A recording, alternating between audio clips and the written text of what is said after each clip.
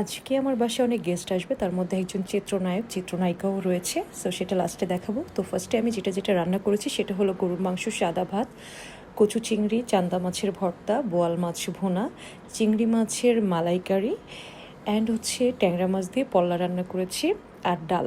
So এই কয়টা আইটেমই করেছি। আমার বাসায় তারা প্রায় আসে অ্যান্ড আমরাও কিন্তু তাদের বাসায় যাই, বাট সবসময় তো ভিডিও করা হয় না, মাঝে মধ্যে ভিডিও করে রাখি। সো ভাবলাম আজকে আপনাদের সাথে একটু শেয়ার করি।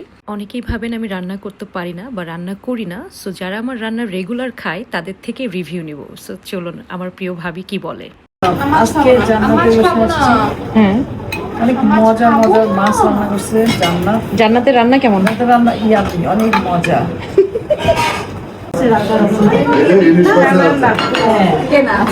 খালি ইয়াতে দেখি, আমিও দেখি খালি ফেসবুকে দেখি, ইউটিউবে দেখি। চান্দা শুটকি, শুটকি মাছের আচার, ইলিশ মাছের আচার। এটা শুটকি না কিন্তু মাছ, চান্দা মাছ।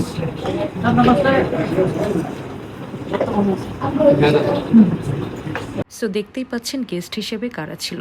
না, আমি এখানে গেস্ট বলবো না, ওনারা সবাই আমাদের ফ্যামিলি পার্সন।